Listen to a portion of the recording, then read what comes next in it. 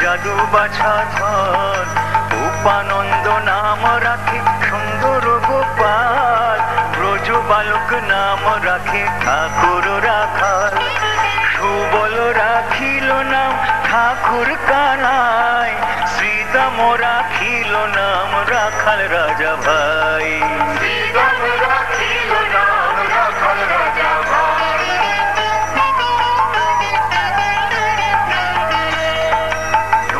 नाम रखे जोते को गोपिनी कालो सोना नाम रखे राधा विनोदिनी उपजा राखिलो नाम पतित पावन हरि चंद्रावली नाम रखे मोहन बंशीधारी अनंत राखिलो नाम अंत ना पाइया कृष्ण नाम राखे गर्भ ध्यानेते जानिया कृष्ण नाम राखे गर्भ ध्यानेते जानिया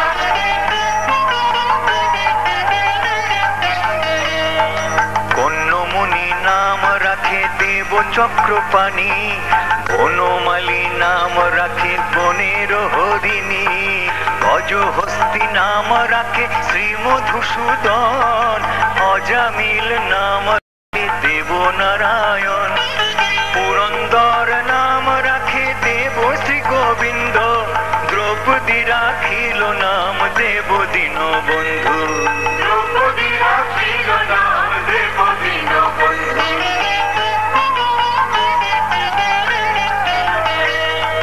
सुदाम राखिल नाम दारिद्र भंजन ब्रजबासी नाम राखे ब्रजेर जीवन तर्पहारी नाम राखे अर्जुन सुधीर पशुपति नाम राखे गरुड़ महावीर युधिष्ठिर नाम राखे देव यदुवर विदुर राखिल नाम कांगालेर ठाकुर विदुर राखिल नाम कांगालेर ठाकुर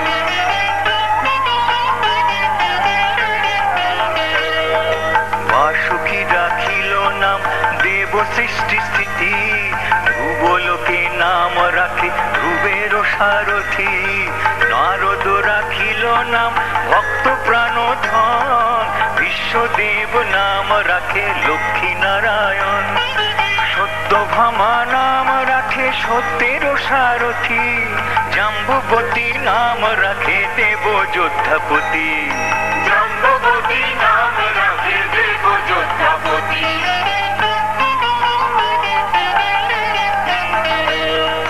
विश्वामित्र नाम राखे संसारेर नाम पाषाण उद्धार भृगुमुनि नाम राखे जगतेर हरि पंचमुखे राम नाम गान त्रिपुरारी कुंजकेशी नाम राखे बलि सदाचारी प्रह्लाद राखिल नाम नृसिंह मुरारी प्रह्लाद राखिल नाम नृसिंह मुरारी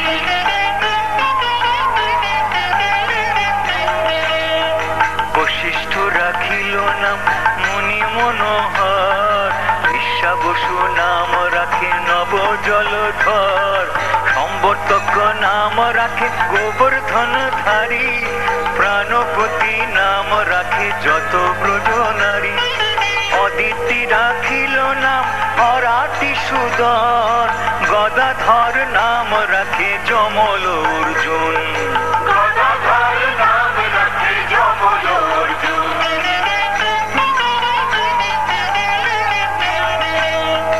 महायोद्धा नाम राखे भीम महाबल दयानिधि राखे नाम दरिद्र सकल শ্রাবণ চন্দ্র নাম রাখে বৃন্দাদূতি, বিরজা রাখিল নাম যমুনার পতি, বাণীপতি নাম রাখে গুরু বৃহস্পতি, লক্ষ্মীপতি রাখে নাম সুমন্ত্র সারথি, লক্ষ্মীপতি রাখে নাম সুমন্ত্র সারথি।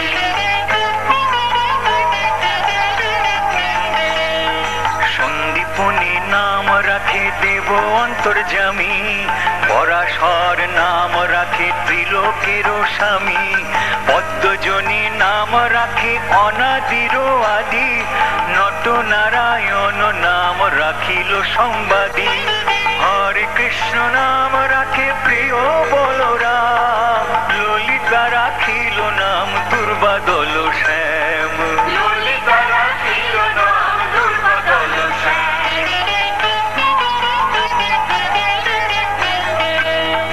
বিশাখা রাখিল নাম অনঙ্গ মোহন, সুচিত্রা রাখিল নাম শ্রীবংশী বদন, আয়না রাখিল নাম ক্রোধ নিবারণ, চণ্ডকেশী নাম রাখে কৃতান্ত শাসন, জ্যোতিষ্ক রাখিল নাম নীলকান্ত মুনি, গোপীকান্ত নাম রাখে সুদাম ঘরণী, গোপীকান্ত নাম রাখে সুদাম ঘরণী।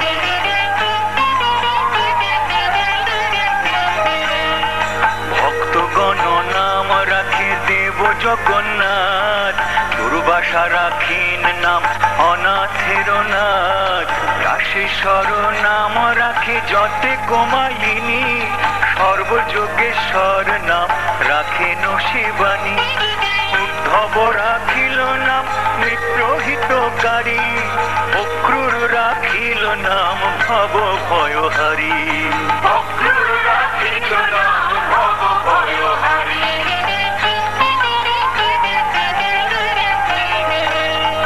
কুঞ্জমালী নাম রাখে নীলপিত বাস, সর্ববেত্তা রাখে নাম দ্বৈপায়ন ব্যাস, অষ্টসখী নাম রাখে ব্রজের ঈশ্বর, সুরলোকে রাখে নাম অখিলের সার, বৃষভানু নাম রাখে পরম ঈশ্বর, স্বর্গবাস দেব পরাৎপর, স্বর্গবাসী রাখে নাম দেব পরাৎপর।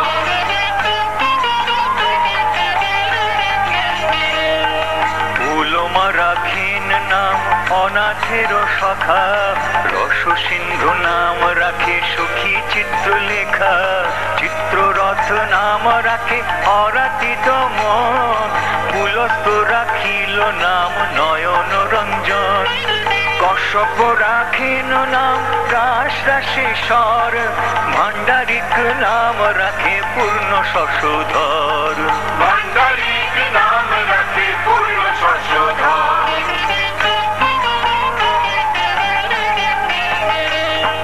সোমালি রাখিল নাম পুরুষ প্রধান, পুরঞ্জন নাম রাখে ভক্তগণ প্রাণ, রজকিনী নাম রাখে নন্দের দুলাল, আহ্লাদিনী নাম রাখে ব্রজের গোপাল, দেবকী রাখিল নাম নয়নের মণি, জ্যোতির্ময় নাম রাখে যাজ্ঞবল্ক্য মুনি, জ্যোতির্ময় নাম রাখে যাজ্ঞবল্ক্য মুনি।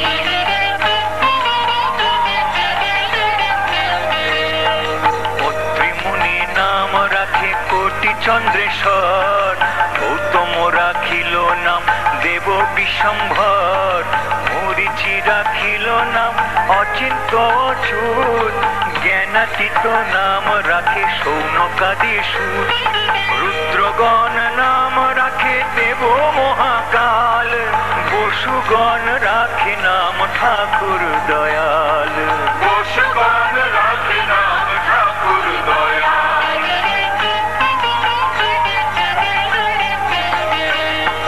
সিদ্ধগণ নাম রাখে পুতনা নাশন, সিদ্ধার্থ রাখিল নাম কপিল তপোধন, ভাগুরী রাখিল নাম অগতির গতি, মৎস্যগন্ধা নাম রাখে ত্রিলোকের পতি, শুক্রাচার্য আচার্য রাখে নাম অখিল বান্ধব, বিষ্ণু লোকে নাম রাখে দেব শ্রী মাধব। বিষ্ণু লোকে নাম রাখে দেব শ্রী মাধব।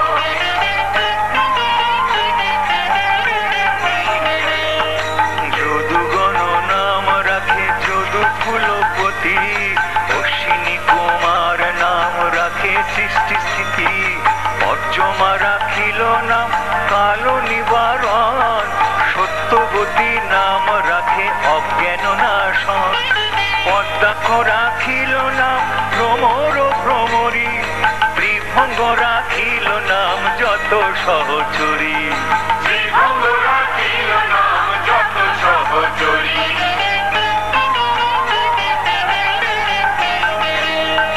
পঙ্কজচন্দ্র নাম রাখে শ্রীরূপ মঞ্জরী, মাধুরী রাখিল নাম গোপী মনোহারী, মঞ্জুমালী নাম রাখে অভীষ্ট পূরণ, কুটিলা রাখিল নাম মদন মোহন, মঞ্জরী রাখিল নাম কর্মবন্ধ নাশ, ব্রজবধূ নাম রাখে পূর্ণ অভিলাষ।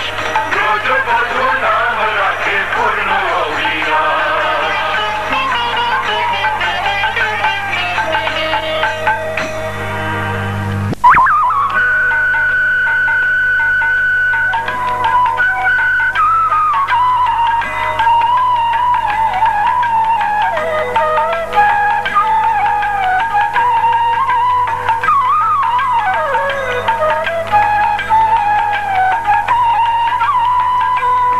মনরে চলো যাই বৃন্দাবন,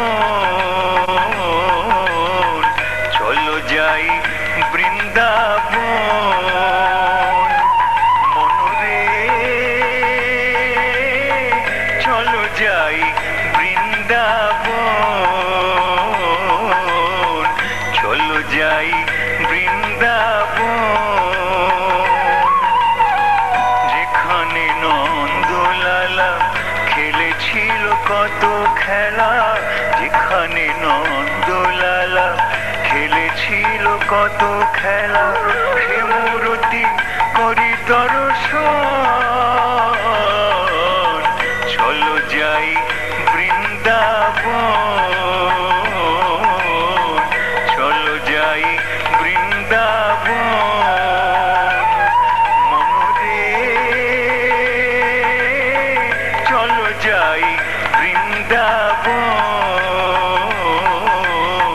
চলো যাই বৃন্দাবন।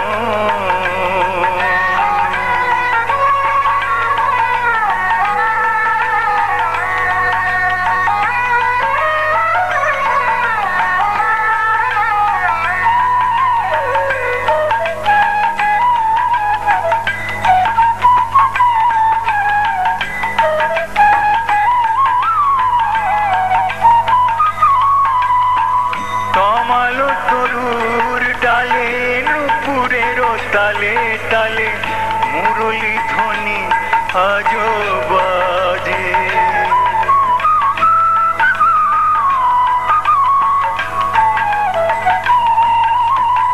তমালো তরুর ডালে নুপুরের তালে তালে মুরলী ধ্বনি আজো বাজে, গোপীশনে রাধা চলে যমুনার কুলে কুলে, নিধুবনে বহিছে পবন, চলো যাই বৃন্দাবন, চলো যাই বৃন্দাবন, মনরে চলো যাই বৃন্দাবন, চলো যাই বৃন্দাবন।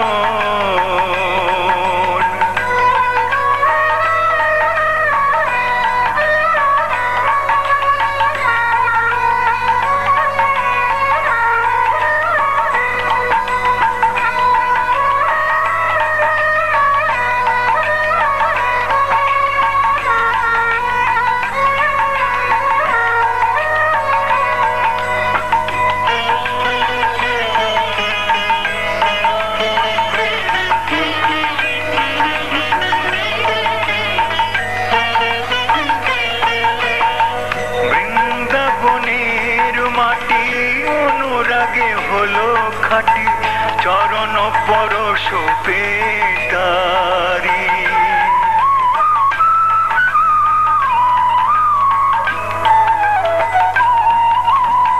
বৃন্দাবনের মাটি অনুরাগে হলো খাঁটি চরণ পরশ পেতারি।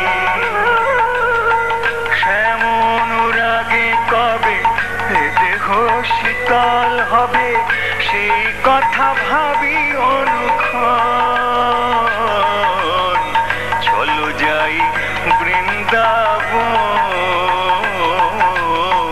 চলো যাই বৃন্দাবন। মনরে চলো যাই বৃন্দাবন, চলো যাই বৃন্দাবন। যেখানে নন্দলালা খেলেছিল কত খেলা, যেখানে নন্দলালা খেলেছিল কত খেলা, সে মূরতি করি দর্শন। চলো যাই বৃন্দাবন, চলো যাই বৃন্দাবন। মনরে চলো যাই বৃন্দাবন, চলো যাই বৃন্দাবন।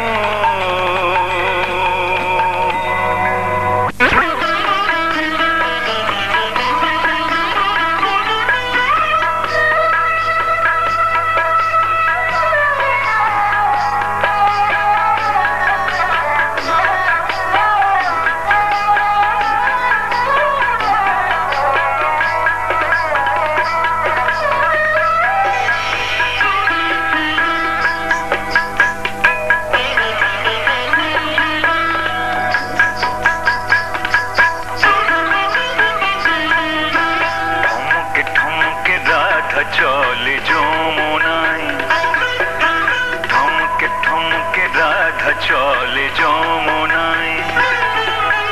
কাকুনি কনকে ঝনকে ঝনকে, কাকুনি কনকে ঝনকে ঝনকে গাগরি ভরণে যায়। ললিত রঙ্গে শ্রীমতী অঙ্গ চমকায়, ললিত রঙ্গে শ্রীমতী অঙ্গ চমকায়। নুপুরের ধ্বনি তোলের নিঝিনি, নুপুরের ধ্বনি তোলের নিঝিনি যুগল চরণে তাই। ঠমকে ঠমকে রাধা চলে যমুনায়, ঠমকে ঠমকে রাধা চলে যমুনায়।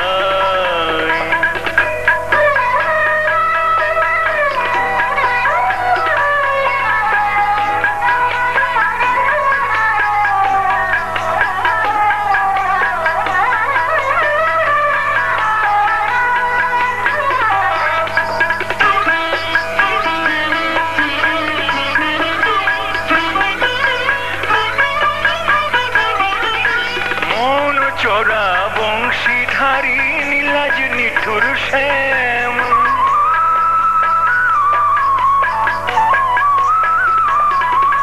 মন চোরা বংশীধারী নীলাজ নিঠুর শ্যাম।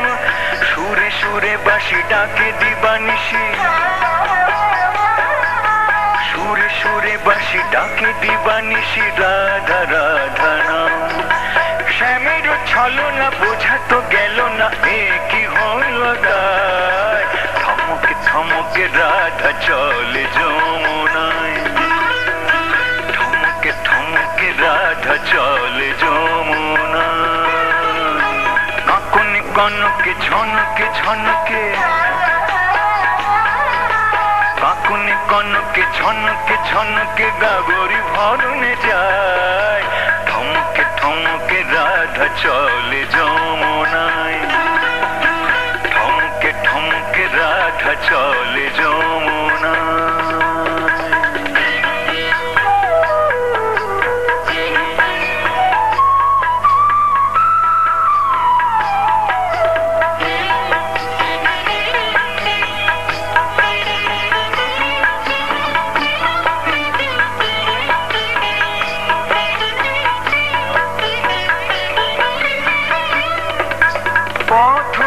ছাড়ো বনমালী মুরলি থামাও,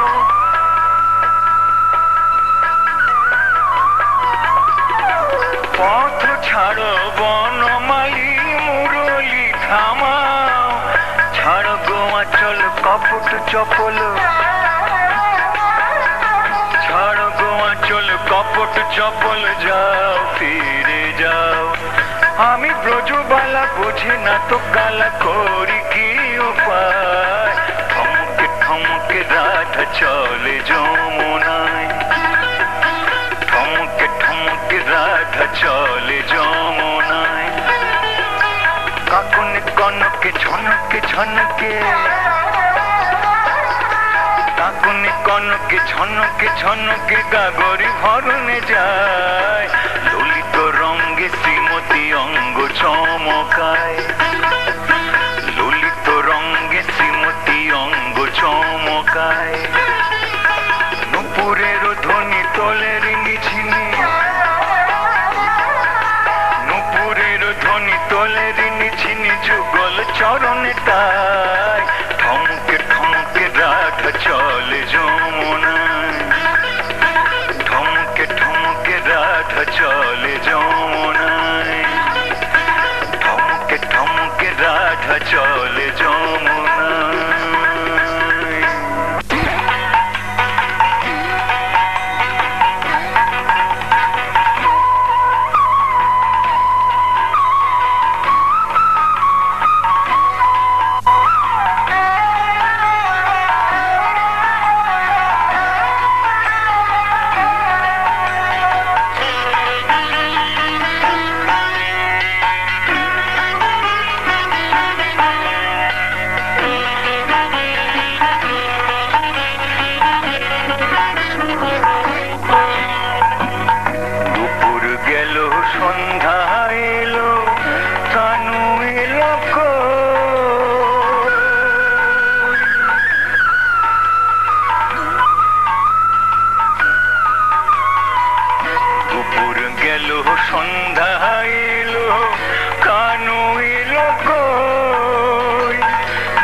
সুদামা কেমন করে, বল সুদামা, বল সুদামা কেমন করে, পরাণ বিধে রই আমি কেমন করে রই। দুপুর গেল সন্ধ্যা এলো, কানু এলো কই।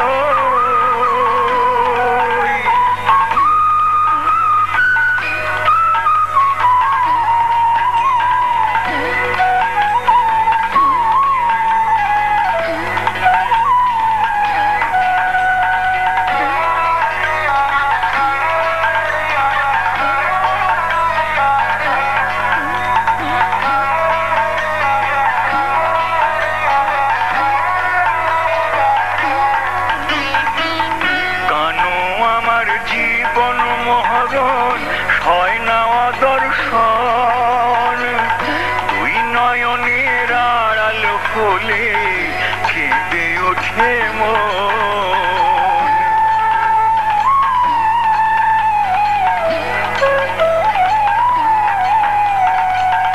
কানু আমার জীবন মহরণ হয় না দর্শন, দুই নয়নের আড়াল হলে কেঁদে ওঠে মন। ক্ষণে ক্ষণে শুধুই ভাবি, ক্ষণে ক্ষণে শুধুই ভাবি, আমি কি মানই কেমন করে রই। দুপুর গেল সন্ধ্যা এলো, কানু এলো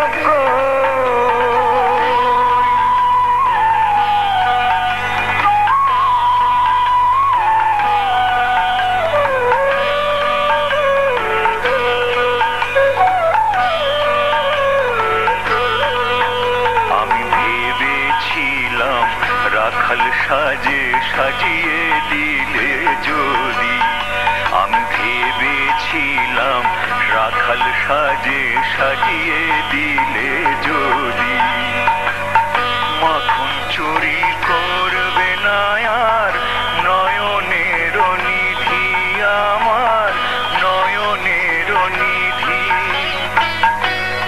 হওয়া নয় সহজ কথা নিখিল ভুবনে, মায়ের ব্যথা কোনো দিনও বোঝে কি সন্তানে।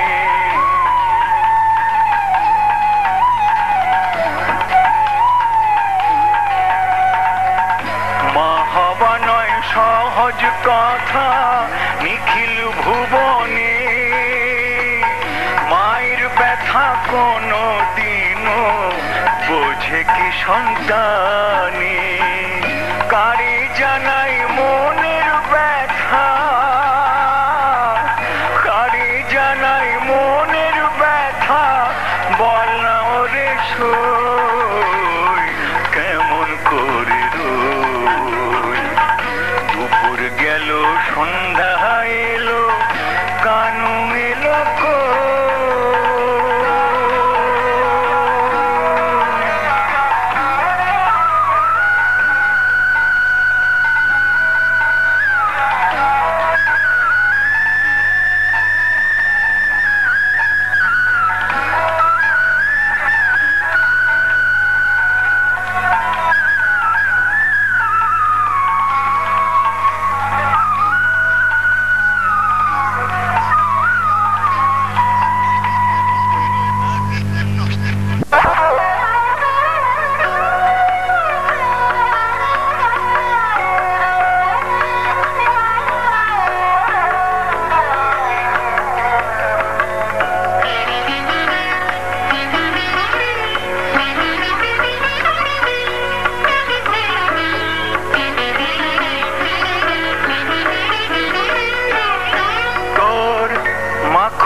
চুরির আর নেই কো জুড়ি জানি।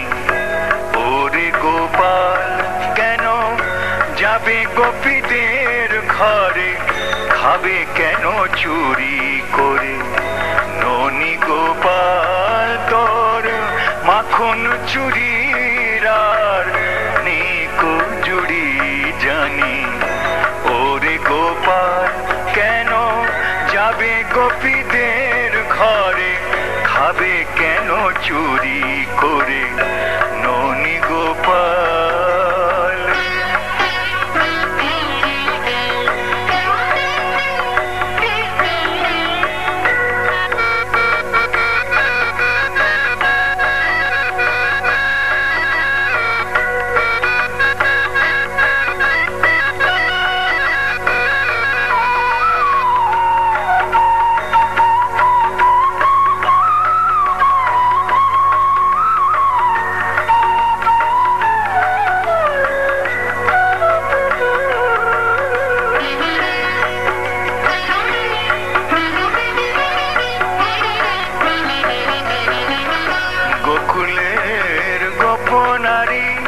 প্রতিদিনই এসে তোরি গোকুলের গোপনারী।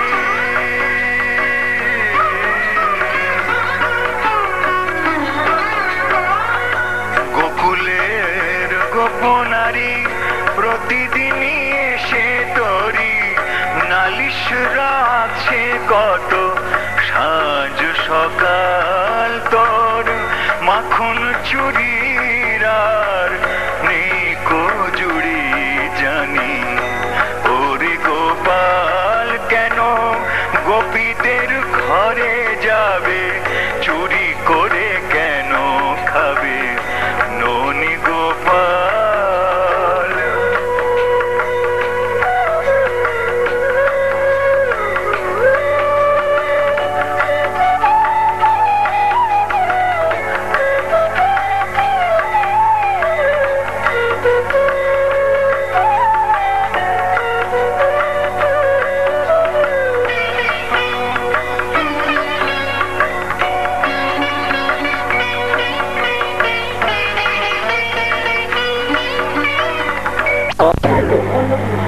শ্রীমদে ভাগবত সংস্কন্ধ জয় নিতাই গৌর হরিবল।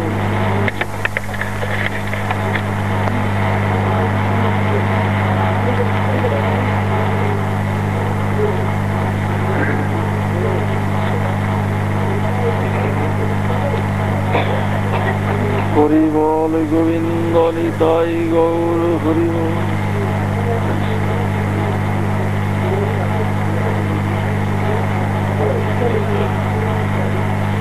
জয় নিতাই নিতাই গৌর হরি বল।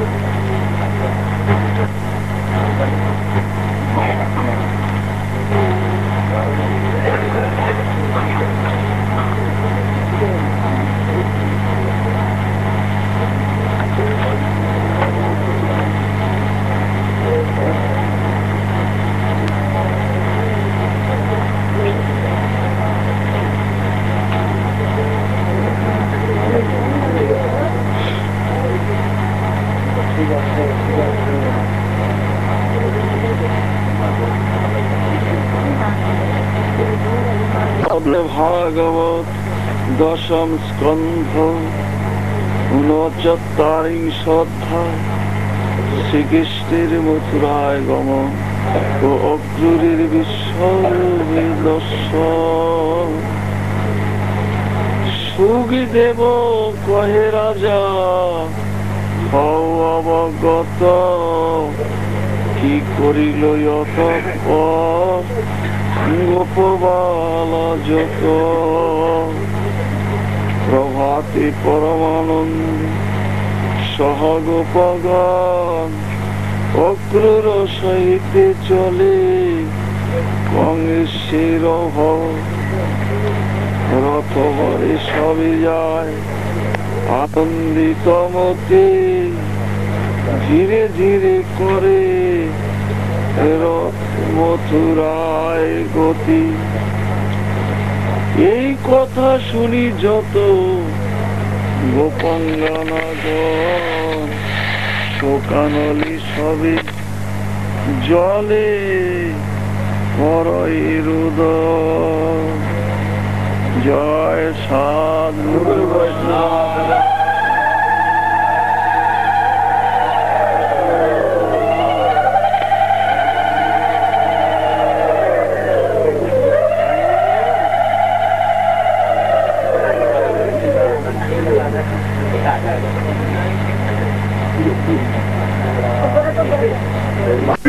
গৌর হরি বল। ভগবানের গুণকীর্তন, ভগবানের লীলা কীর্তন, ভগবানের গুণগান, ভগবানের কৃপা মহৎ কৃপা ছাড় আলোচনা করা, প্রকাশ করা, বলা বা ব্যক্ত করা এই অধমের পক্ষে কোন প্রকারই সম্ভব নয়।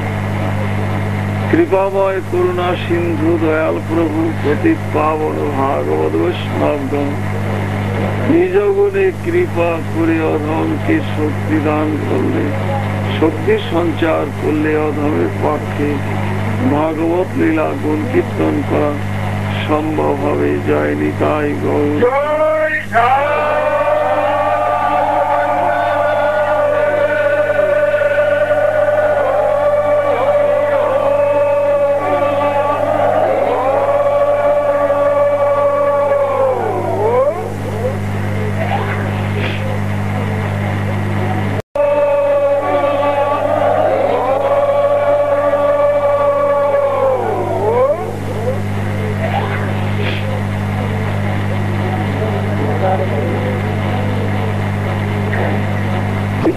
গৌর হরি বল।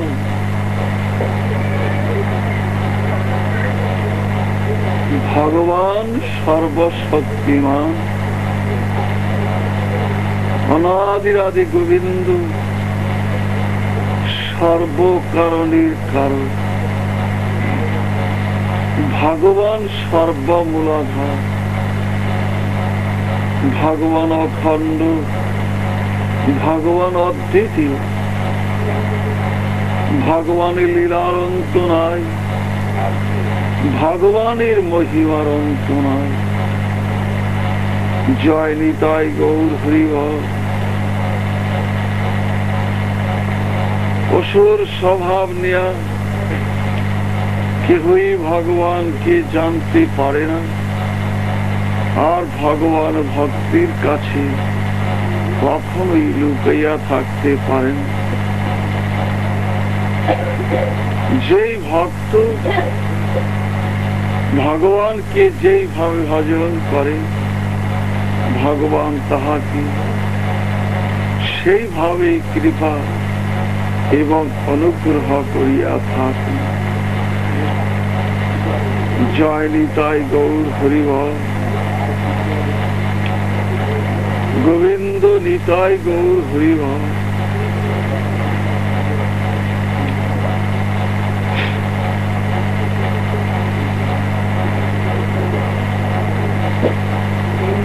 ভগবান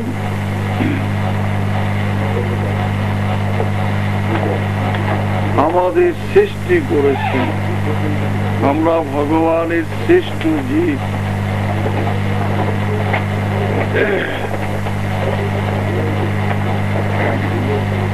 ভগবানের শ্রেষ্ঠ জীব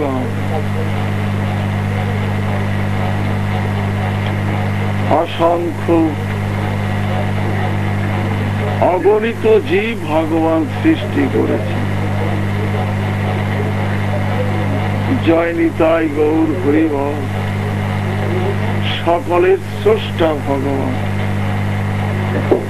কিন্তু ভগবানের সৃষ্টি নেই।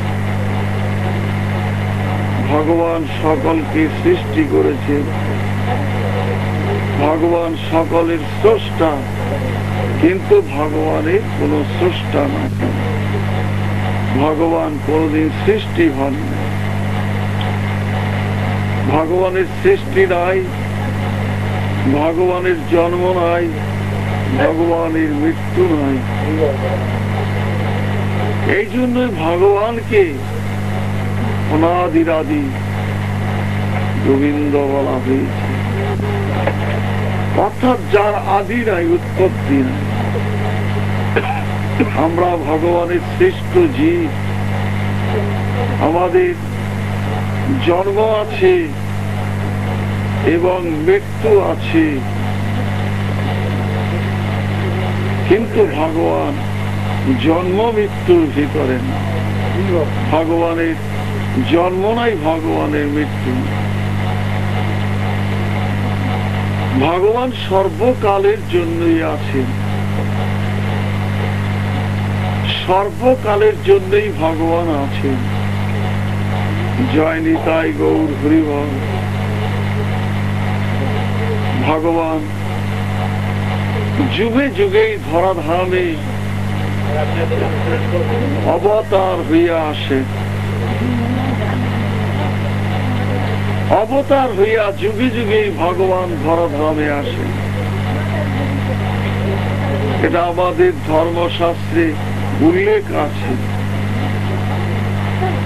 কিন্তু যখন ভগবান অবতার হয়ে আসেন তখন একটা জন্ম অবশ্য দেখান, কিন্তু প্রকৃত সেটাও ঠিক জন্ম না। স্বতন্ত্র ভগবান স্বতন্ত্র ভাবে এই ধরাধামে তিনি গমনাগমন করে থাকেন। আবার যখন লীলাকার্য সমাধান হয়ে যায় তখন ভগবান আবার অপ্রকট হয়ে যায়। কিন্তু জয় নিতাই গৌর হরিবল, এইভাবে ভগবানের অভাবনীয় চিন্তনীয়। ভগবান কখনো অবতার হয়ে আসেন, কখনো বা অবতীর্ণ হয়ে থাকেন। অবতীর্ণ স্বয়ং ভগবান, আর অবতার হয়েছেন ভগবানের আংশিক শক্তির প্রকাশ। যুগ ধর্ম প্রবর্তনের জন্য ভগবান অবতার হয়ে আসেন, আর বিশেষ কারণবশত ভগবান অবতীর্ণ হয়ে থাকেন। অবতীর্ণ স্বয়ং ভগবান, আর অবতার হয়েছেন ভগবানের আংশিক শক্তির প্রকাশ। এটা আমাদের ধর্মশাস্ত্রে উল্লেখ করা আছে। তবে যাক, ভাগবত এই জন্য শাস্ত্রে উল্লেখ আছে যুগ ধর্ম প্রবর্তন হয় অংশ হইতে, আমা বিনা অন্য নারী ব্রজ প্রেম দিতে। যুগ ধর্ম প্রবর্তন হয় অংশ হইতে, আমা বিনা অন্য নারী ব্রজ প্রেম দিতে। এটা শাস্ত্রে উল্লেখ আছে। স্বয়ংয়ের কর্ম নহে ভার হরণ, স্থিতিকর্তা বিষ্ণুর দ্বারে করেন অসুর সংগ্রাম। ভার হরণ, স্বয়ংয়ের কর্ম নহে ভার হরণ, স্থিতিকর্তা বিষ্ণুর দ্বারে করেন অসুর সংহার। অসুর সংগ্রাম এটা ভগবানের বিষ্ণুর শক্তির কাজ, অবতারের কাজ, অবতীর্ণের কাজ নয়। তবে যাক ভাগবত গো, এইভাবে ভগবানের সেই অভাবনীয় অচিন্তনীয় লীলা, যেটা ভাবনা চিন্তা করে মানে ঠিক কুল কিনারা করা যায় না। তবে যাক ভাগবত গো, ভগবানের এই লীলা এবং ভগবানের যে বিভূতি, ভগবানের চতুষ্পাদ বিভূতির কথা উল্লেখ আছে। ত্রিপাদ অপ্রাকৃত বিভূতি, আর এক পাদ হয়েছেন প্রাকৃত বিভূতি। প্রাকৃত হয়েছেন যেটা অনিত্য, যেটা চিরস্থায়ী না, এখন আছে, অতীতে ছিল না, ভবিষ্যতে থাকবে না, আর সেটাকে বলা হয়েছে অনিত্য। আর নিত্য হইল যেটা চিরকালের জন্য স্থায়ী, আগেও ছিল, এখনো আছে, ভবিষ্যতেও থাকবে। তাইলে ভগবানের যুগে যুগে যে সমস্ত লীলা, এগুলি অপ্রাকৃত লীলা, যেমন রামলীলা, কৃষ্ণ লীলা, গৌর লীলা, এ সমস্ত অপ্রাকৃত লীলা। এই লীলার কোন ধ্বংস বিনাশ নাই, এই লীলা সব সময়ের জন্যই আছেন, এর শেষ নাই। কিন্তু যেটা প্রাকৃত লীলা, এই সংসারে, এই অনিত্য জগতে, এটাও ঠিক ভগবানের লীলা। এটা ভগবানের বহিরঙ্গা মায়া শক্তির কাজ।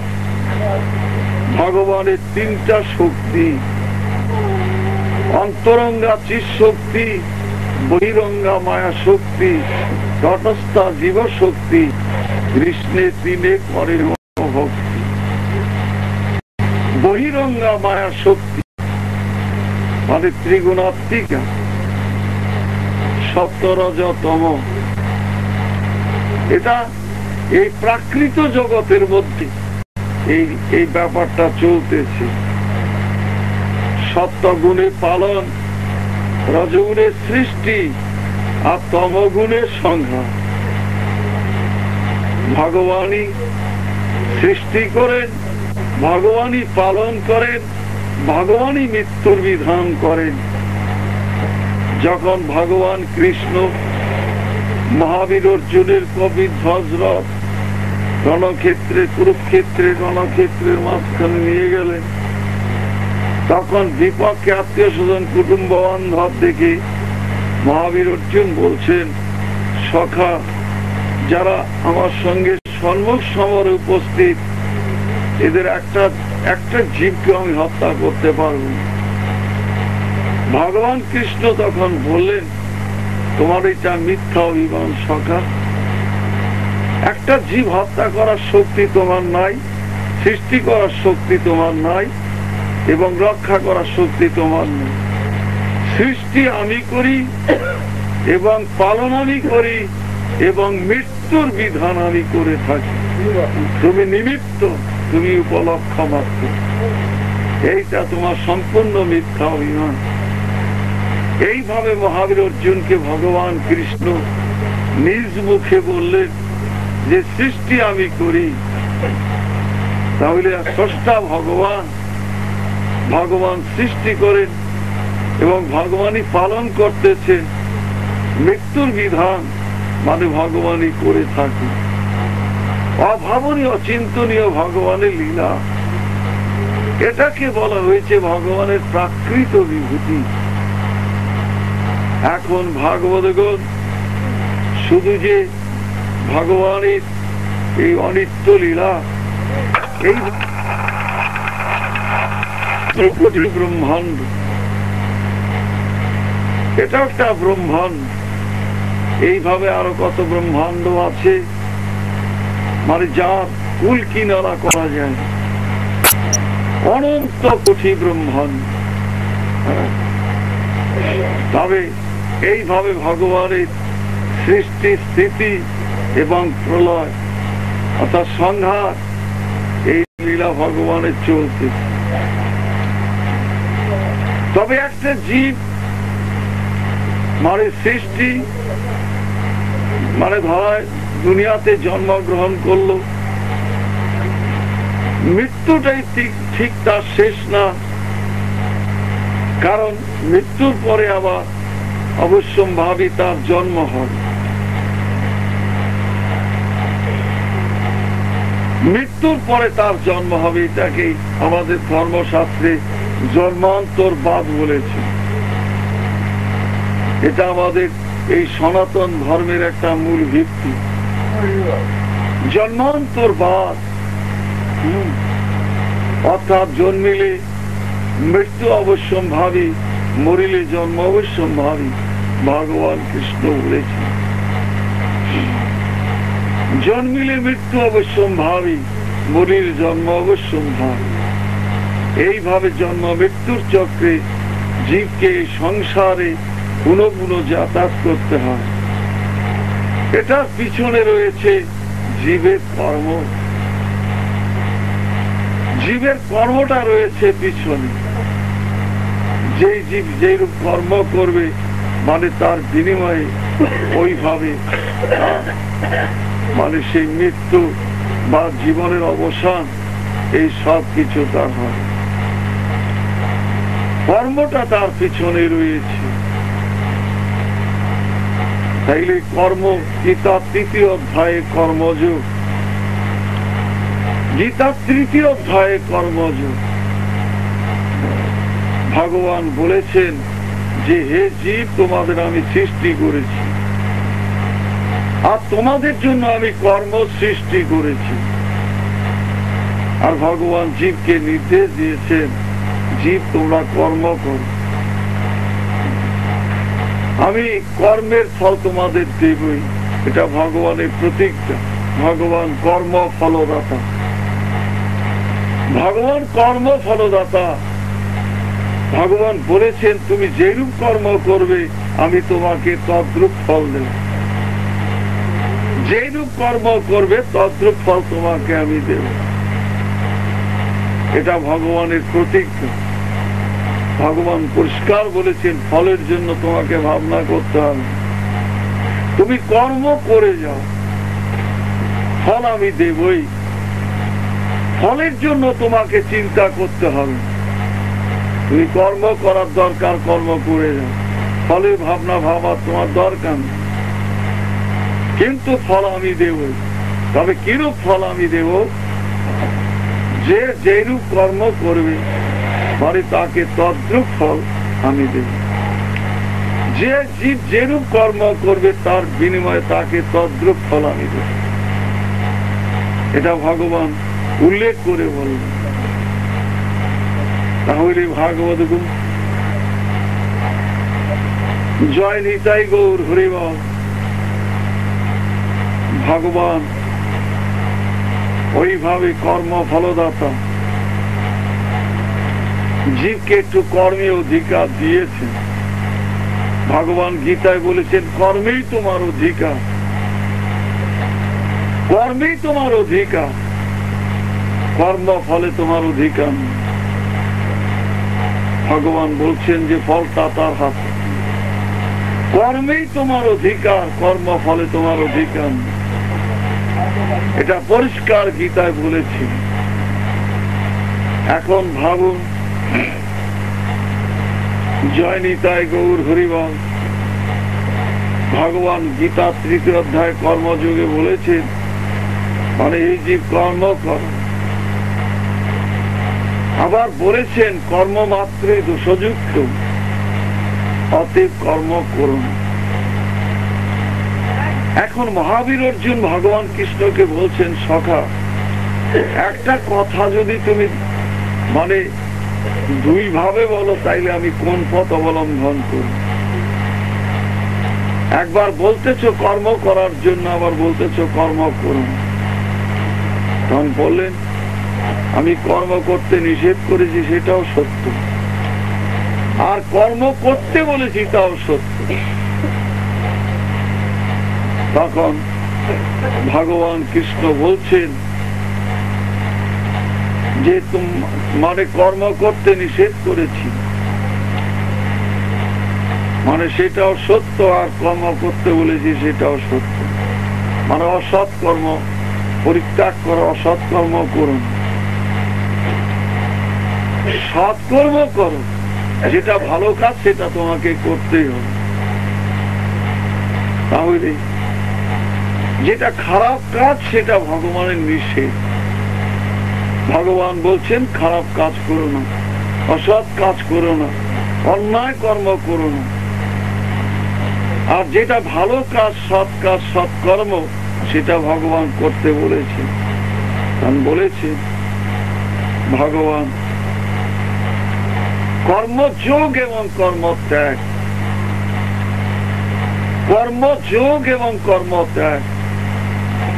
ভগবান বলছেন কর্ম ত্যাগ বলতে যা বুঝাইতেছে, কর্মযোগ বলতেও মানে সেটাই বুঝাইতেছে।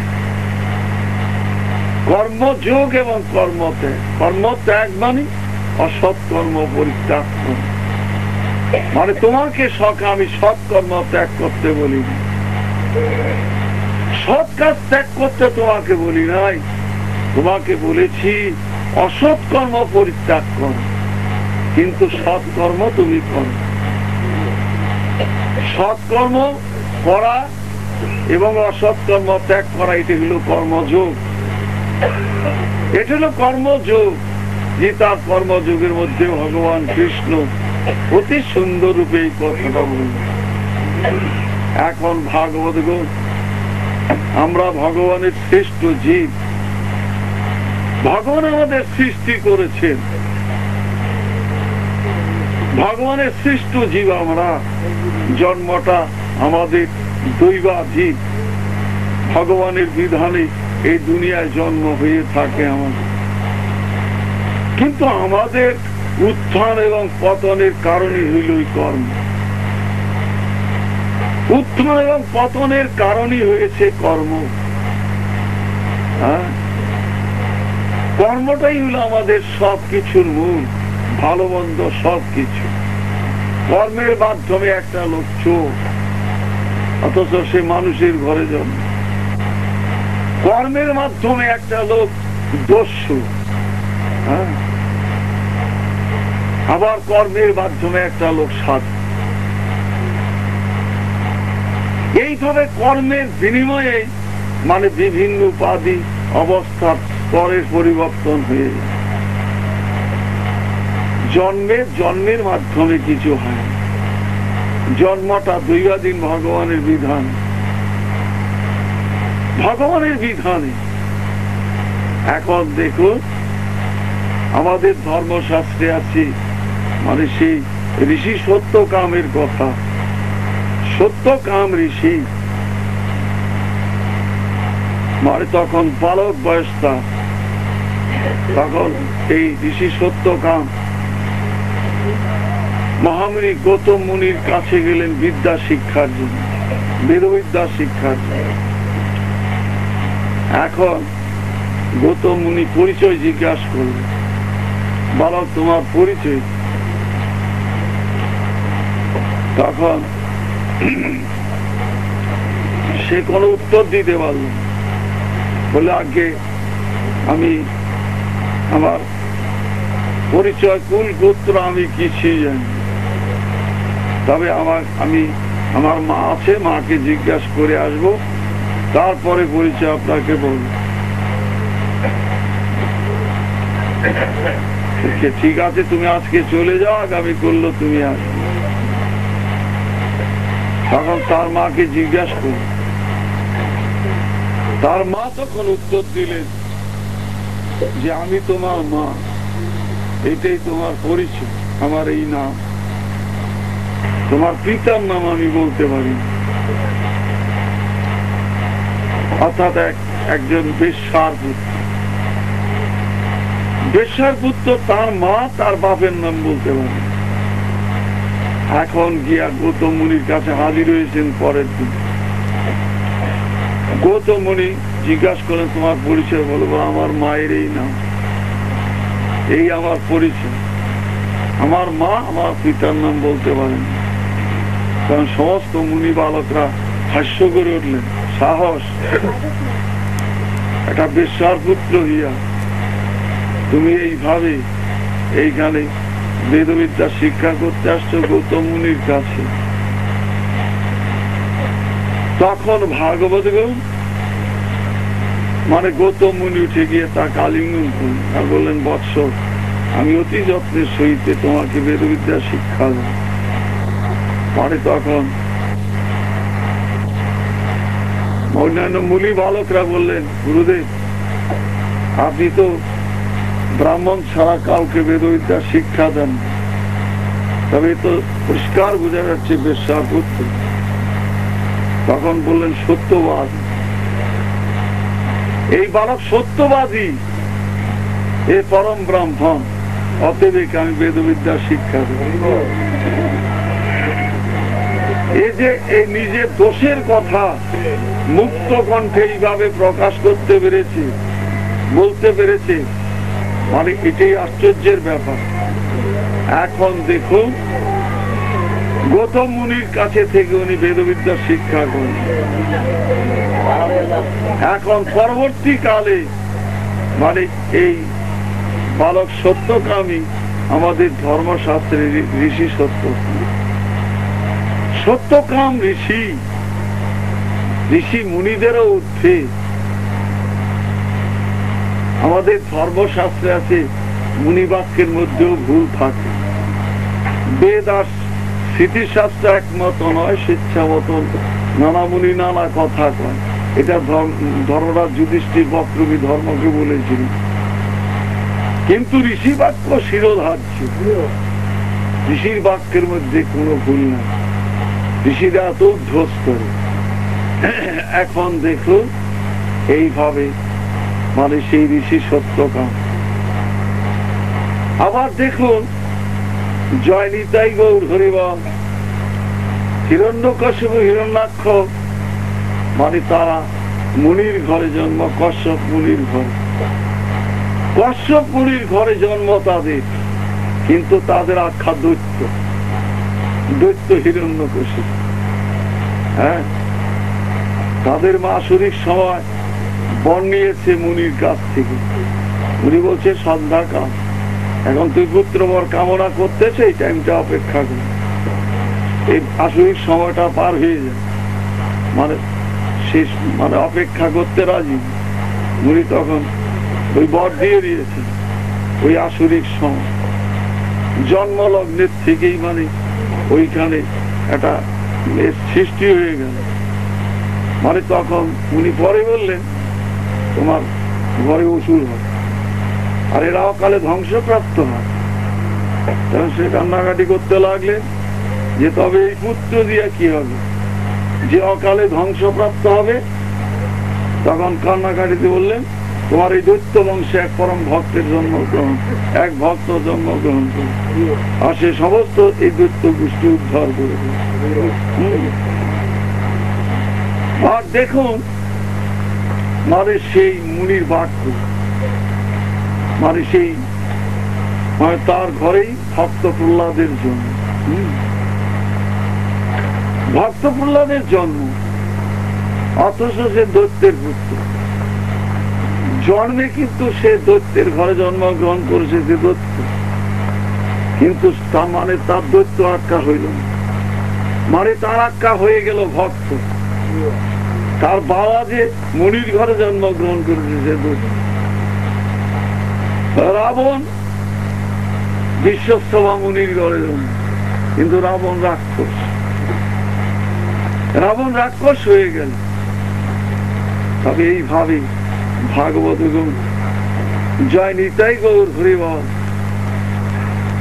একটা নিকৃষ্ট জীব যদি ঠিক ভগবানকে ভজন করে, ভগবানের ভজনের যে এত বড় মহিমা মাহাত্ম, মানে সেটার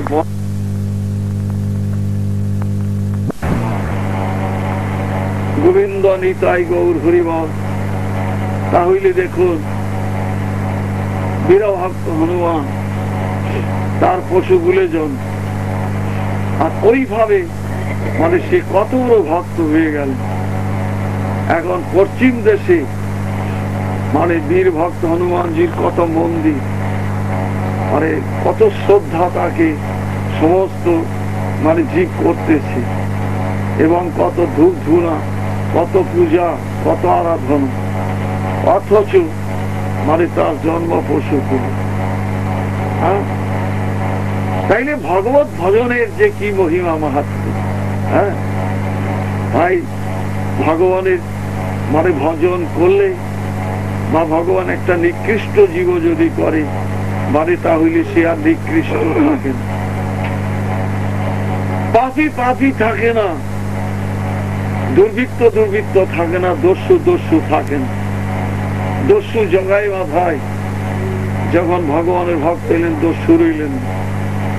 রত্নাকর দস্যু মানে দস্যু পরে ভগবানের ভক্ত হয়ে গেলেন, বাল্মীকি মুনি তার নাম হয়ে গেল, সে আর দস্যু রইলেন। এইভাবে কত ঘটনা, অজামিল দস্যু আর দস্যু রইলেন। যেই বেশ্যা ব্রহ্মহরিদাসকে বেনাপোলের মানে জঙ্গলের মধ্যে পথভ্রষ্ট করতে করতে গিয়েছিলেন, আর সেই বেশ্যা যখন ভক্ত হয়ে গেলেন, পরম বৈষ্ণবী হইলেন, পরম মহান্তি, বড় বড় বৈষ্ণব সব দর্শনে যান। তাইলে ভগবত ভজনের মানে কি না মহিমা মাহাত্ম। হ্যাঁ, উচ্চ কুলে জন্মগ্রহণ করে যদি মানে বা একটা পণ্ডিত হয়ে একটা শ্রেষ্ঠ ব্যক্তি ঘৃণিত কাজ করে মানে তাহলে সে মানে কখনোই ওইভাবে জগতে পূজ্য পাত্র সে থাকে না। একটা নিকৃষ্ট একটা মহাপাপী জীব যদি ভগবানকে ভজন করে মানে তাহলে মানে তখন আর মানে তার নিকৃষ্টত্ব আর থাকে না, সে তখন জগৎকে পবিত্র করতে মানে শক্তি ধারণ করে। তবে যাক ভাগবত জয় নিতাই গৌর হরিবল ভক্তমাল গ্রন্থে আছে একটা ঘটনা। একদিন একদল সাধু রাস্তা দিয়া যাইতেছে, তাদের মুখে তো হরিনাম নাম করতে করতে যাচ্ছে, আর দেখেন একটা সুন্দর বাড়ি, কি সুন্দর ফুল বাগান। সাধুরা দেখে ভাবছেন এই পুকুরে স্নান করবেন আর ফুল টুল দিয়ে তাদের কৃষ্ণ সেবা পূজার কাজটা সমাধান করে তারা বা তাদের গন্তব্য স্থানের উদ্দেশ্যে যাবে। এ বলে বাগানের ভিতর ঢুকে ঘাটলাই গিয়ে স্নান করলো। ওইটা ছিল একটা বেশ্যার বাড়ি, আর ওই বেশ্যার জানালা দিয়া সব দেখতেছে। কারণ তার প্রাণে জাগলো, আমি তো এইভাবে কোনোদিন করি নাই, এইরকম ধ্যান করি নাই। সাধুরা ঘাটলায় বসে সন্ধানিক করেছেন আর ফুল টুল দিয়ে পূজা করেছেন, আমি তো এরকম কোনোদিন করি নাই। তার প্রাণে জাগলো সে করবে। এখন দেখুন ওই সাধুদের একটু আচার আচরণ দেখে তার ভিতরে মানে একটা প্রেরণা হিসাব হইল। এখন হয়েছে কি, জয় নিতাই গৌর হরিবল মানে তখন তার মনের গতি অন্যরকম হয়ে গেল, আর তার পাপ জীবনের জন্য তার ভিতরে একটা ধিক্কার এসে উপস্থিত হয়েছে। এখন সে নিজে নিজেই ওইভাবে একটু ভগবানের গুণকীর্তন, ভগবানের গুণগান ওই সমস্ত সে মানে করতে লাগে। এখন তার তো ফুল বাগানের মধ্যে অনেক ফুল আছে, এই ফুলগুলি সে ঠাকুর সেবা পূজার জন্য সে করে নাই, নিজের ওইটা সৌন্দর্য দেখা বা ভোগ বিলাসের জন্য সে করেছে। এখন দেখুন ভাগবতগণ, মানে সে অনেক ফুল নিয়ে, তার বাড়ির কাছে একটা ধর্ম মন্দির ছিল, ঠাকুরের সেবার জন্য ফুলগুলি নিয়ে সেইখানে সে উপস্থিত হয়েছে। সেবায়িতরা প্রত্যাখ্যান করলেন, মানে তোমার এই পাপের ফুল ঠাকুরের মানে চরণে উঠবেন আর ঠাকুরের সেবায় লাগবেন। আর এত দুঃখ হইল তার, কাঁদতে কাঁদতে সে বাড়িতে ফিরে আসলো। দয়াল ভগবান মানে তিনি অন্তর্দর্শী। ওইভাবে যদি একটা জীবের প্রতি জীবনের ঘুরে যায়, তাইলে ভগবান মানে তাকে কখনো দূরে সরাইয়া রাখেন না। আর ওইভাবে সে তখন আর মানে পাপ পথের প্রতীক নেই। এখন সেই বেশ্যার বাড়িতে মানে ভগবানের গুণ কীর্তন, ওইভাবে যেখানে ওইভাবে পাঁচে লোকের আনাগোনা, মানে সেখানে কিছু কিছু সাধু বৈষ্ণবের সমাগম হইতে আরম্ভ করল। সকাল সন্ধ্যা কীর্তন, এই সমস্ত সব বিরাট পরিবর্তন তার। তাহলে সত্যিকার এই দুনিয়ার ভিতরে আমাদের জীবের ভিতরে যে স্বভাবটা আছে, এটাকে চেষ্টা করলে ঘুরেইয়া মানে খারাপ অবস্থার থেকে উত্তম অবস্থায় ঠিক নিয়ে যাওয়া যায়। আর ওই বেশ্যা তখন পরম ভক্ত হয়ে গেলে, এখন তার অনুরাগ দেখে মানে সেবায়িতরা এখন সবাই জানলেন যে এখন আর সে পাপ পথের প্রতীক নেই।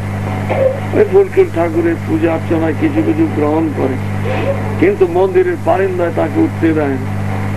পরে আবার মানে তার সেই সুযোগ হইল। এখন তার ভিতরে বাসনা হয়েছে, তার যত অলংকার আছে সব দিয়ে ঠাকুরকে সে সাজাবে। তখন সেবায়িতরা বললেন, না আরো অধিক বাড়াবাড়ি করো না, মানে তোমার পাপ পথে উপার্জিত অর্থের অলংকার এগুলি ঠাকুরের গায়ে উঠবে না। এখন মানে ভগবানের ভজন করলে তার পাপ জীবনের অবসান হয়ে যায়, মানে তার ভিতরে পাপ বলতে কিছু থাকে না, অপবিত্রতা বলতে কিছু থাকে না। সে তো ভগবানের পরম ভক্ত হয়ে গেছেন। এখন ভগবানের ভক্ত যখন হয় মানে তখন আর মানে তার ভিতরে সমস্ত দোষ কিছু থাকে। মানে এমন জীব নাই যে যার ভগবানের এই দরজাটা না খোলা আছে সকলের জন্য। মানে একটা অন্ধ লোকে ভজন করতে পারে, যার চক্ষু আছে সে করতে পারে, দরিদ্রে করতে পারে, ধনীতে করতে পারে, পাপী করতে পারে।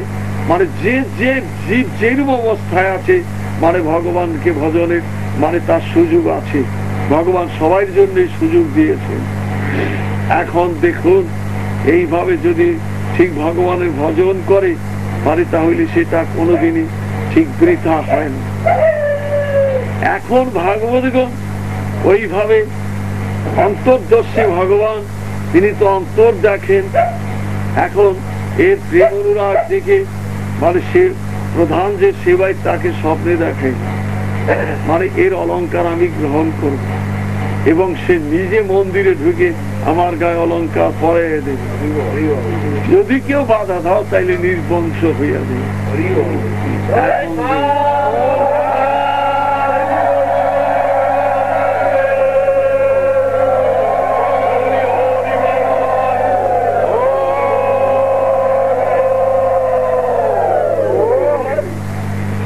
তাহলে ভাগবতগণ ওইভাবে তার ওই জীবনের অবসান হইয়া তার নূতন জীবন, ওইভাবে সে পরম ভক্ত হয়ে গেল।